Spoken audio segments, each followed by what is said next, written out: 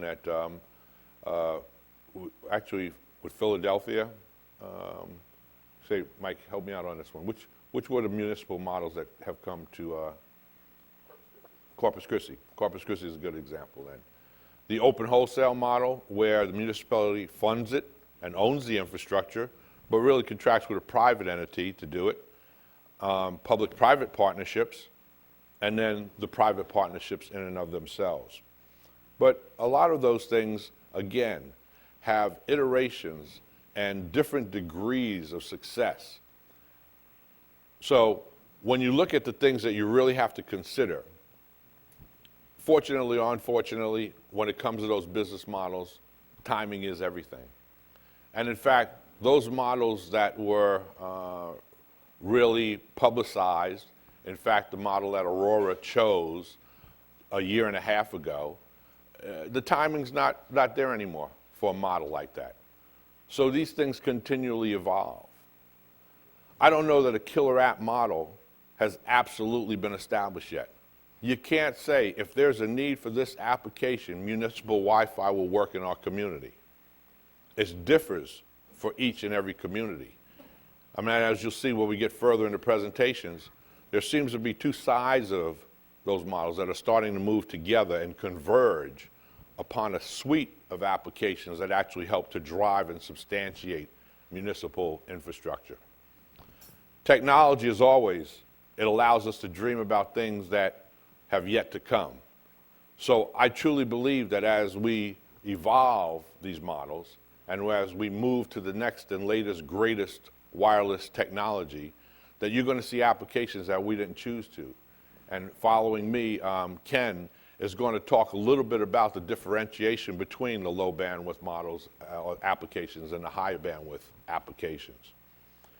And then, as Ash was saying, don't be afraid to admit the truth.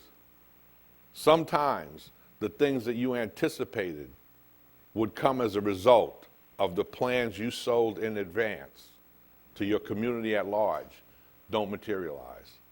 But you have to face up to it. Sometimes you have to take the heat. In many instances, you got to go back to the press, and they're going to question you. But you got to explain why things have changed and why what you truly believed up front maybe didn't materialize. But I always say bad news is most often the most useful.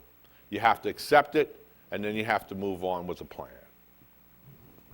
So things that we learned along the way, some of which we knew in advance, some of which we didn't and found out later, was that these local regulatory issues are critical. In Illinois, there's a code that allows you to be home rule or not. Home rule communities have a certain degree of flexibility in what they choose to roll out by ordinance. Non-home rule communities cannot do the same. And it's based on population in Illinois. There's going to be multiple committees and multiple selling that you have to do when you take this plan public. One of which is in Aurora. We knew that there was a building, grounds, and infrastructure subcommittee that really ruled over all of the cellular towers, the water towers, the attachments of poles on rooftops and rooftop rights. It was a building, grounds, and infrastructure subcommittee, and we needed to know who that chairman of that committee was and who the voting bloc was and whether they were pro-Muni Wi-Fi or anti-Muni Wi-Fi. You have to read your politicians too. We also had the Finance Committee, then we have Committee of the Whole, and then we had the full council vote, up to and including the mayor being the tiebreaker. You have to examine the results of the investment in light of legislative uncertainty. And by that I mean there were those that would suggest municipalities shouldn't be in this business. Aurora was a home rule community, and Aurora found a very good partner to come to the table and make that investment. But there was some legislative uncertainty as to whether or not a House bill at the state level was going to grant statewide franchising agreements, in which case the incumbent phone companies would have exclusive or the ability to roll out things and circumvent municipal code and law and right of way. That was a very troubling legislative uncertainty that we had to deal with also.